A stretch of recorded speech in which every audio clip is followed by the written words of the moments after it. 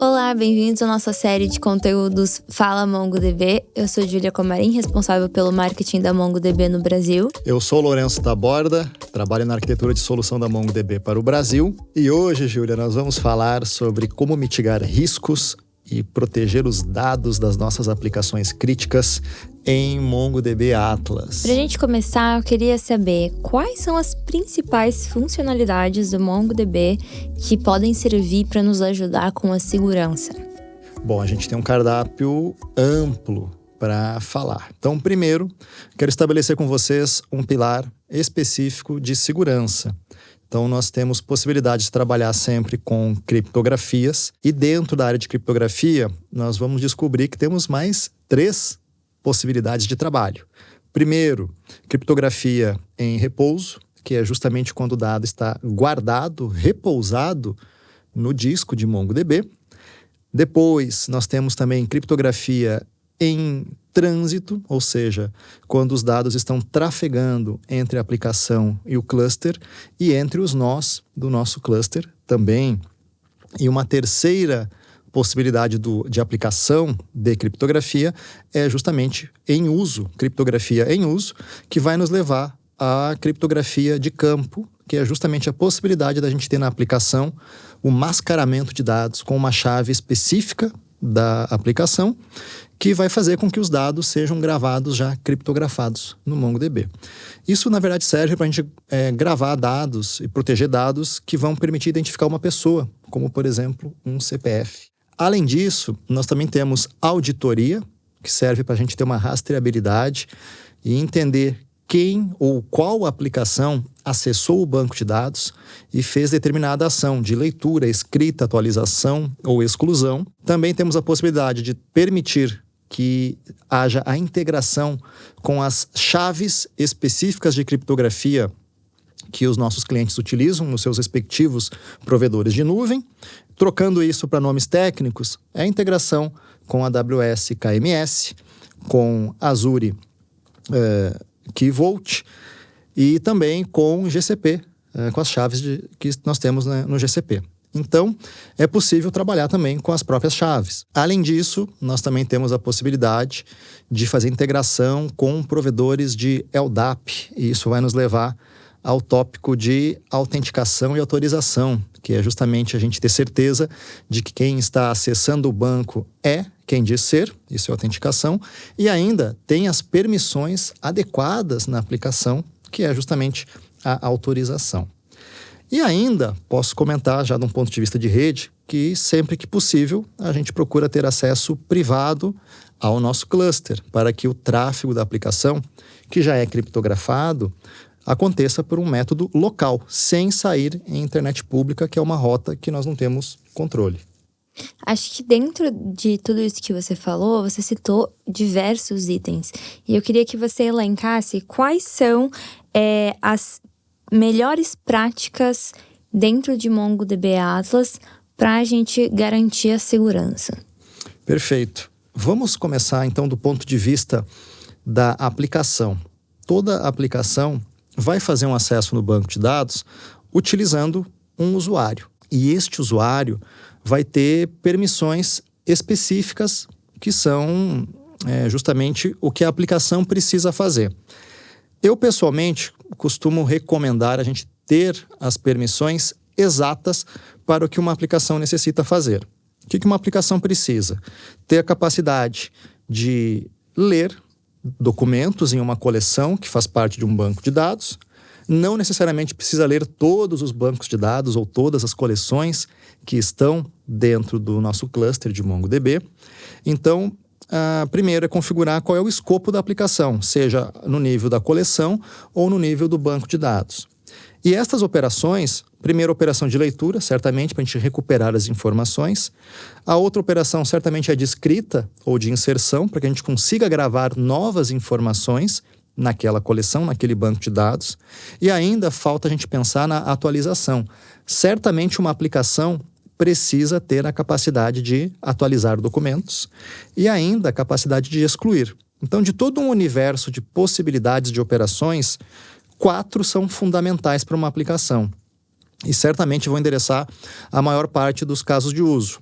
É a escrita, é a leitura, a atualização e exclusão de documentos em uma coleção. E a gente agrupa isso num papel, né, que dentro do Atlas nós vamos encontrar como Custom Role. Então, eu associaria as Custom Roles dentro das funcionalidades do MongoDB Atlas de segurança a uma aplicação e um usuário com este papel que representa o acesso daquela aplicação. Eu acho que esse é o primeiro passo, a gente determinar qual é o escopo que uma aplicação pode fazer. E para a gente fechar esse primeiro ponto, né, eu vou dar um contra-exemplo. Será que faz sentido uma aplicação ter a permissão de criar um índice ou de excluir um índice de uma coleção? Provavelmente a resposta dessa pergunta é não.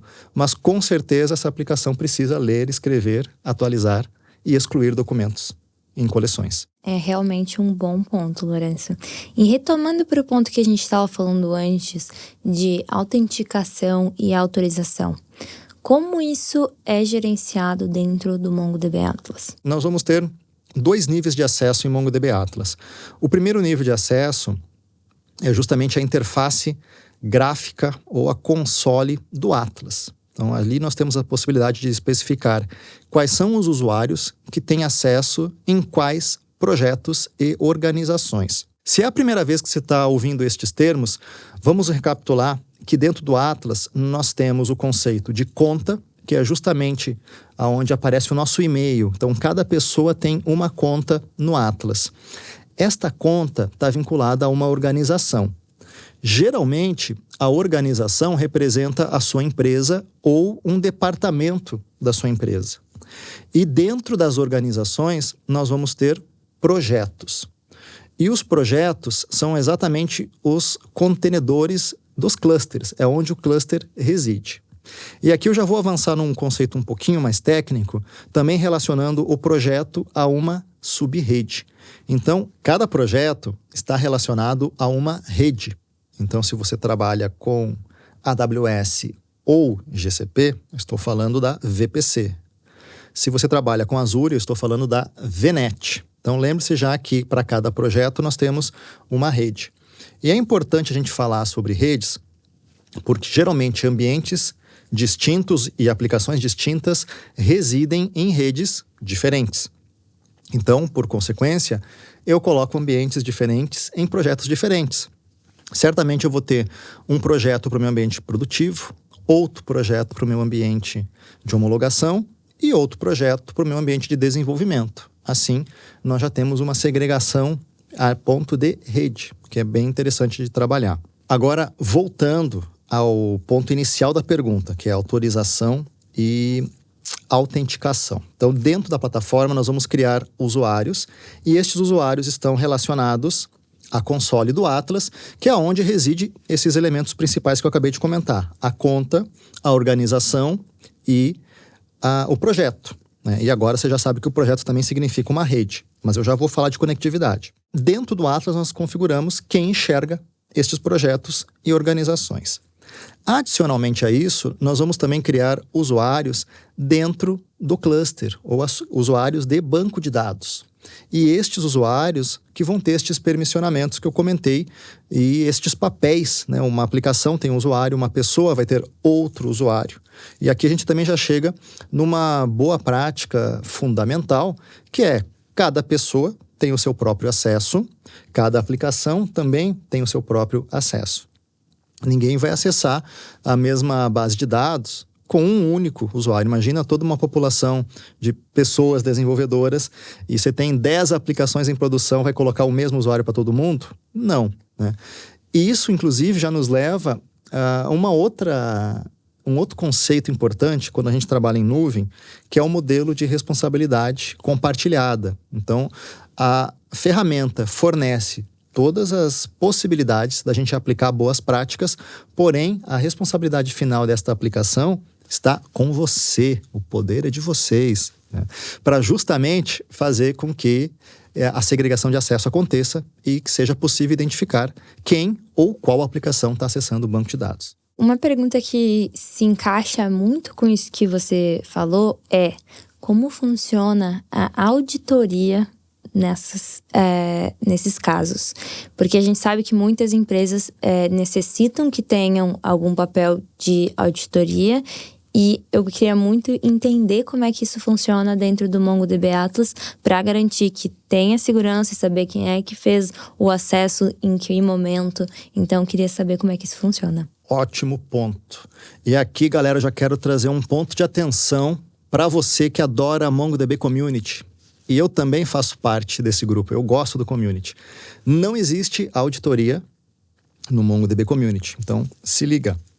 Isso é um bom ponto. É importante lembrar. Nós temos dentro do MongoDB Atlas e também do MongoDB Enterprise Advanced, que temos episódio aqui na nossa playlist, a possibilidade de justamente ligar auditoria ou rastreabilidade das ações. O que acontece quando a gente liga esta função? Nós vamos estabelecer níveis de auditoria. E esse nível pode ser do mais leve, passando para um nível mais moderado, ou até um nível total, onde toda ação vai ser registrada num log para uma possível auditoria, para a gente justamente consultar e entender quem acessou qual elemento, qual coleção e fez qual ação de leitura, de exclusão, de atualização de um documento. Então, são níveis que a gente pode e deve configurar. E para dar um exemplo de configuração, a gente pode fazer configurações para, por exemplo, entender quais são as tentativas com sucesso de acesso e também as que estão com insucesso. Significa que alguém está tentando acertar um usuário e uma senha, possivelmente, né? Então, com esses níveis de auditoria, a gente configura isso facilmente dentro do Atlas, tanto graficamente quanto por linha de comando. E com isso nós vamos ter todo um log para permitir essa rastreabilidade de ações que nós vamos ter dentro do cluster. E também já vou comentar, para quem já está trabalhando com Atlas, se você entrar no Activity Feed dentro do Atlas, nas configurações da organização, você já consegue ver todo o log de ações que estão acontecendo na plataforma. E quando o assunto é segurança, eu já te escutei falar muito sobre VPC Peering. E eu queria que você explicasse para o pessoal o que é isso e o que tem a ver com nuvem. Aqui, nós já vamos encostar naquele outro tema que eu comentei, que é a conectividade com o Atlas.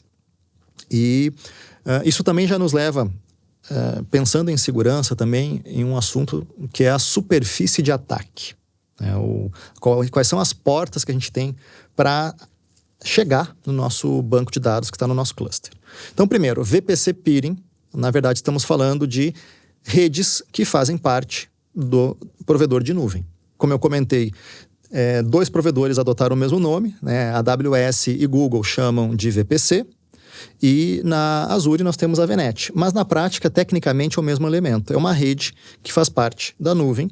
E como nós estamos trabalhando com computação, e são máquinas, né, computacionais, computador, memória, certamente nós vamos precisar de rede, e essa rede então é configurada pela rede na nuvem, que é a VPC. O Atlas também vai estar rodando dentro de uma rede específica que nós vamos configurar. Então, nada mais natural do que a gente fazer o pareamento da rede aonde o Atlas está rodando com a rede ou as redes que as nossas aplicações precisam para funcionar. Qual é o benefício da gente fazer esta configuração? Eu tenho acesso privado. Acesso privado significa que eu não vou para a internet para chegar no recurso do Atlas. E não ir para a internet significa rota controlada. Rota controlada é uma rota segura e é mais rápido. Fica mais próximo, né? Se eu estiver trabalhando na mesma região e fizer o pareamento de 2 VPCs, eu tenho um acesso rápido e seguro para o cluster. E isso a gente chama de pareamento de redes ou VPC Peering. Mas a gente também tem uma outra possibilidade de acesso privado ao Atlas, que é o Private Endpoint, né? Ou ponto de entrada privado, né? Uma tradução direta desse serviço. Como funciona? Você ganha uma string de conexão para acesso privado, ou seja, rota controlada dentro da mesma região do Atlas, porém com a abstração das configurações de rede. Então a galera de rede que está acompanhando a gente sabe que para fazer um pareamento de rede é necessário configurar blocos de endereçamento IP. Esses blocos não podem conflitar. Na prática, eu estou falando, isso dá mais trabalho de ser feito, exige mais conhecimento.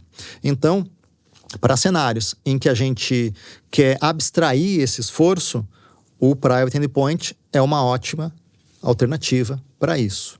E também para cenários, casos de uso em que a gente precisa ter uma rua de mão única, o Private Endpoint faz isso também para a gente, né? Então, são duas possibilidades de acesso privado que nós temos dos nossos recursos de aplicação para o nosso cluster em MongoDB Atlas. Você mencionou o VPC Peering, você mencionou o Private Endpoint e você citou um pouco sobre os IPs. Você poderia explicar um pouco sobre essa questão dos IPs, como funciona e o que são para o pessoal também entender? Claro que sim. Então, todo recurso computacional que a gente ligar num provedor de nuvem e que tiver claramente exposto à internet, vai ter um endereço, que é o Internet IP Address, né? O endereço IP. Este endereço caracterizaria, inclusive, o que eu chamei de superfície de ataque. Porque a gente pode trabalhar com um endereço específico ou com um bloco, um range de IPs. Dentro do Atlas, nós vamos ter uma terceira configuração da parte de conectividade, que é o IP Access List, ou lista de acesso IP.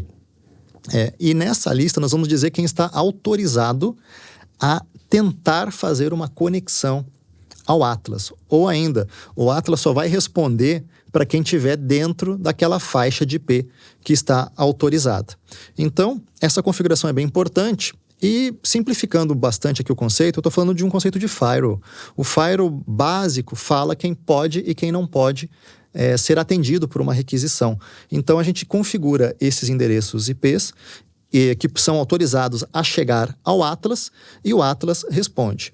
E da mesma maneira, dentro da configuração de rede do Atlas, nós também podemos, na primeira configuração do projeto, antes de ligar o nosso cluster, dizer qual é o range de IP que nós queremos trabalhar. Aqui eu vou pegar um pouquinho pesado e vou falar o seguinte: tem uma norma que é a RFC 1918, que fala para a gente os 3 blocos de IP privados que nós vamos utilizar em redes dentro do provedor de nuvem, redes que não estarão diretamente expostas à internet.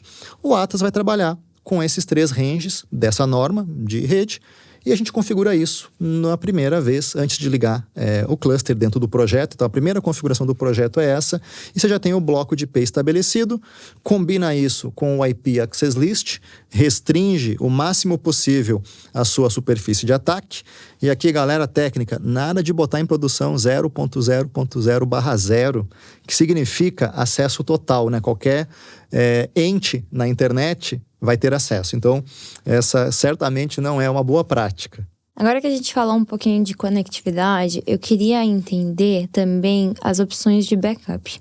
Deu alguma coisa errada? Quais são as opções de backup que a gente tem acesso dentro do MongoDB Atlas? Eu quero começar primeiro lembrando o seguinte: em Atlas, nós vamos trabalhar com aquele famoso SLA de 99,995% do tempo disponível. Certamente a sua pergunta vem porque você está preocupada com esse restinho, né? O que acontece se a gente tiver uma indisponibilidade ou um problema? Como é que a gente endereça a perda de dados que pode acontecer?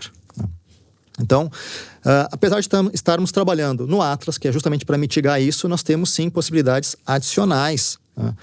E aí nós vamos falar de backup, né? Ou salvaguarda de dados, né? Em bom português. Dentro do Atlas, nós vamos ter 2 funções. Primeiro, que a gente chama de Cloud Backup, ou backup da nuvem, que significa tirar uma foto daquele momento do nosso cluster. E, tecnicamente, eu estou falando de um snapshot do nosso cluster. O que é o snapshot? É uma cópia de tudo que você tem naquele ponto do tempo. E este ponto do tempo é configurado, sendo que ele, na sua configuração mais granular, é de hora em hora. E a gente configura se eu quero fazer de hora em hora, a cada 6 horas, a cada 24 horas, uma vez ao mês, uma vez ao ano, não, né? Então, a decisão que nós temos que tomar agora é o seguinte: se o meu nível mínimo, né, o inicial de backup é a cada hora, o nosso requisito de negócio sobrevive se perder 1 hora de dados?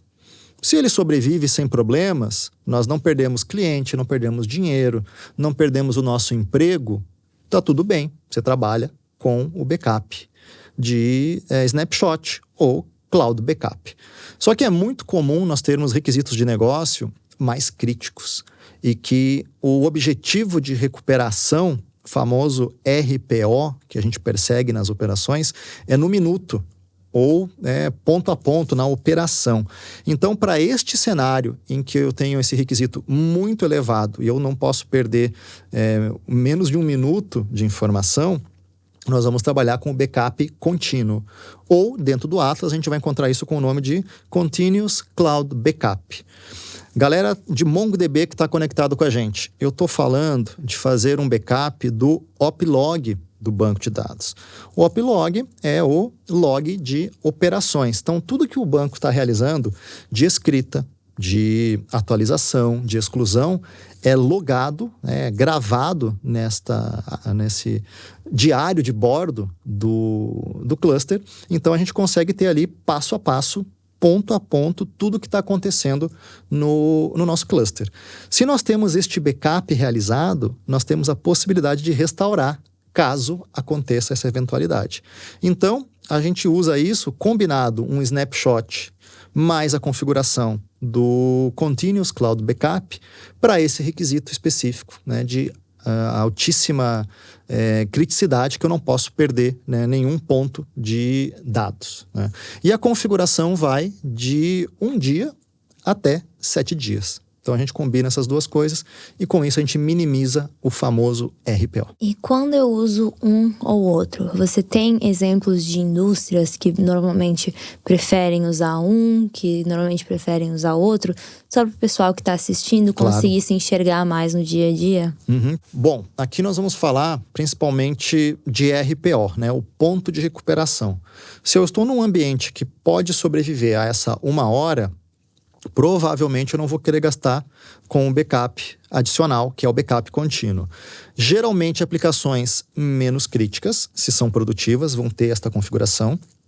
Ou ainda, um ambiente de homologação ou um ambiente de desenvolvimento. Então, todo caso de uso que não precisa ter no minuto um ponto de recuperação, vai se dar muito bem com o Cloud Backup. E como oposto a isso, nós vamos ter justamente o backup contínuo para todos os casos de uso que tem que ser no minuto. Então, pensando em indústrias, certamente os bancos que a gente usa têm esse backup, o ponto a ponto na operação, volta uma transação, uma operação no passado. Indústrias altamente reguladas, como farmacêutica, indústria de aviação, certamente governo usa esse tipo de configuração. Então, toda a criticidade vai estar muito mais apontada para o uso do backup contínuo no Atlas. Tá, e como que o MongoDB Atlas facilita na recuperação de dados e quais são as opções para a gente recuperar e fazer o backup desses dados dentro da ferramenta? Perfeito. Acho que do ponto de vista de facilitar, é clicar, se você for para a interface gráfica. E lembrando, claro, que você pode fazer sempre por linha de comando. Que a gente tem uma galera que nos acompanha, amo vocês, que gosta muito de scriptar código, eu sei disso. Então, você pode fazer por uma linha de comando simples, um comando de restauração, ou, graficamente, você vai apontar qual é a imagem de backup que você deseja restaurar e, interessante, aonde você quer fazer isso. Então, um backup, a primeira coisa que a gente pensa é, vou restaurar no próprio cluster. E claro, faz total sentido, eu quero recuperar um ambiente que eventualmente foi danificado. Mas eu também posso usar essa funcionalidade para criar um segundo ambiente. Então imagina aquele caso de uso que é muito corriqueiro, da gente ter um ambiente produtivo e eu preciso fazer uma homologação de uma nova funcionalidade em um ambiente que seja fiel à produção. Então eu posso pegar uma imagem de backup do nosso ambiente produtivo e restaurar num novo cluster que em alguns minutos, talvez dezenas de minutos, vai ficar disponível para ser esse ambiente de homologação, ou esse pré-produção. Então isso facilita muito na adoção aí de novas funcionalidades. E uma outra coisa interessante também voltando ao ponto, né, de indústrias críticas altamente reguladas, que certamente eu estou falando de governo, indústria financeira, indústria farmacêutica, indústria de aviação, entre outras, é muito comum a gente ter um requisito que fala o seguinte: a imagem de backup tem que estar disponível na região que eu estou operando e, além disso, eu preciso ter uma cópia em outro continente ou em outra região geográfica, que geralmente acaba sendo outro continente. Como é que a gente faz isso? Isso é um ponto interessante. No passado, quando a gente fazia um backup num artefato físico, que era uma fita, você pegava aquela fita e mandava, literalmente, por um meio de transporte, pelo correio, para outro lugar. Ponto. Dentro do Atlas, a gente tem uma possibilidade de criar cópias adicionais de backup, que eu acho muito legal para esse tipo de requisito, que a gente precisa ter a capacidade de se recuperar em outra região. Então, se eu estou trabalhando aqui em São Paulo, no Brasil, e eu tenho que cumprir esse requisito, e a minha norma fala que o meu ambiente de recuperação é nos Estados Unidos, que é o plano B, e o meu plano C está na Europa, eu simplesmente configuro 2 cópias daquela imagem de backup. E vou colocar isso na minha região de interesse nos Estados Unidos, famosa North Virginia, que eu sei que vocês usam, né? E vou colocar também na Europa, vou colocar em Frankfurt essa outra imagem. E com isso, o Atlas passa a gerenciar a transmissão da imagem de backup para essas regiões. Aconteceu uma catástrofe, a região de São Paulo ficou indisponível, por qualquer razão que seja, eu logo, na região que eu tenho essa cópia de backup, crio um novo cluster e restauro a minha imagem lá nos Estados Unidos ou lá na Europa, conforme for o requisito. Então, dentro do Atlas, a gente vai encontrar isso com o nome de Additional Backup Copies, cópias adicionais de imagens de backup. Então, para requisitos que a gente tem que ter cópias em outras regiões, você faz isso com poucos cliques ou poucas linhas de comando. Tá, e quem quiser saber mais e aplicar isso nos seus ambientes corporativos, pode fazer o quê? Pode falar comigo, mande uma mensagem na minha rede social preferida, você vai me encontrar facilmente no LinkedIn. Me conta o que você está fazendo aí no seu ambiente produtivo, o que sua aplicação faz, e vai ser um prazer a gente trocar uma ideia e estabelecer uma arquitetura de solução resiliente e segura para sua organização. Eu sou Júlia Comarim, responsável pelo marketing da MongoDB. Eu sou o Lourenço Taborda, arquiteto de solução da MongoDB para o Brasil, e esse aqui é o Fala MongoDB. Até a próxima. Tchau, tchau. Até.